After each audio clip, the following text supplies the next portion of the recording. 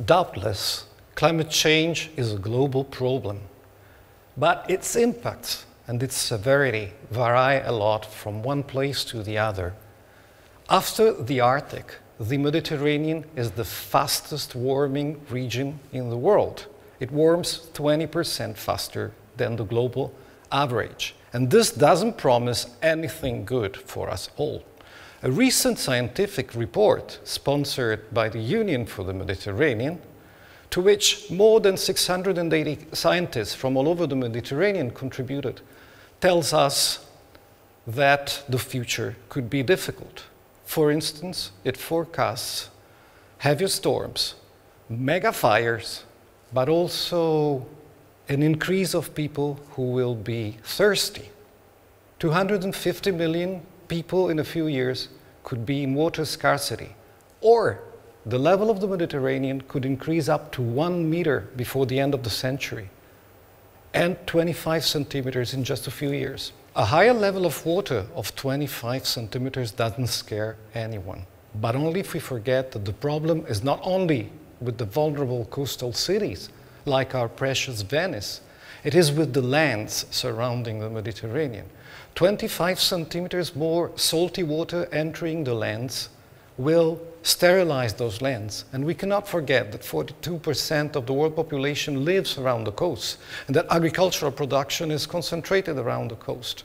Just imagine, 25 more centimeters could salinize the delta of the Nile and jeopardize the agriculture of a country that has more or less 100 million people. These severe impacts become more scary because they overlap a situation which is characterized by a high difference, a high asymmetry, a situation in which there are strong communities and weak communities.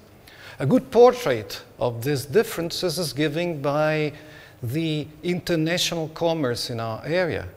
Around the Mediterranean, of all the international exchanges, 90% takes place among North Stream countries, 9% between North Stream and South Stream countries, and only 0.9% among South Stream countries. It tells us why, if we do not take measures to fight climate change and to adapt to it, this crazy climate could become a wind of war over the Mediterranean.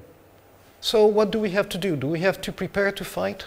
It would be the most stupid thing to do. There is another solution, and it is science that points it out. Both harder sciences like physics and more social sciences like economy tell us one fundamental truth, that in face of a change of such speed and of such width, there is not one single community, not one single country, even the strongest, who will be able to face it on its own. We need each other. For instance, to fight climate change, we need new technologies. But what technologies? Up here in the north, technology reminds us of machines, of devices, but we cannot forget that the problem that Europe will have to face is aridity. And the people who have experienced, thousands of years experience in facing aridity are in the south. For instance, we can build modern fridges, but down there in the south, along the Silk Road, there are buildings, cone-shaped buildings called the Yakchal, that have been keeping an inner temperature up to -4 to preserve the merchandises along the route. And again, if we think about irrigation up here in the north, yes, we can devise wonderful computers. But down there in the south, in Persia, for thousands of years, they have grown gardens in the desert thanks to canals that are dug under the sand and that capture moisture from the atmosphere and the soil. They're called the qanat. Equally, how many diseases do we cause to ourselves? How much discomfort with what we call air conditioning? Whereas in the middle of the desert, there are houses that have a very nice temperature inside, while outside is maybe 50 degrees due to a technology called the wind towers that capture the winds. But even when it gets to technology as we know it today, industrial, advanced technology, we just cannot leave each one on its own. Imagine solar. You can do solar panels wherever you want, but the real sun is in the south. And so we need interconnections among the two shores and inside the shores. The same thing applies for wind. You can build windmills everywhere, but the really strong wind is in the Balkans.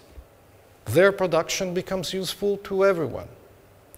Even nature tells us that we cannot just face it on our own. In the past 10 years, roughly, the agricultural and forestry communities started to cooperate more and more between the two shores of the Mediterranean. And it was spontaneous, without any intervention by governments. Why? Because these communities are aware of one thing that puts us together. There are some species that are lively and productive now in the south, adapted to drought, that must be preserved because we have to feed those people. But those same species will maybe save our agricultures and our economies in the future. So what is climate change telling us over the Mediterranean? There is one solution, and it is not only a solution to climate change.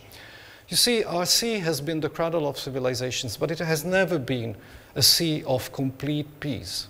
A lot of conflicts, the root of which are those differences that I mentioned before. Well, if in fighting climate change, we conceive a new economy, one which is based on the principle that I need you, and not on the principle that I am competing with you, then while tackling climate change, we come to the only sensible solution, which is called peace. Over the Mediterranean, climate change has one solution: peace.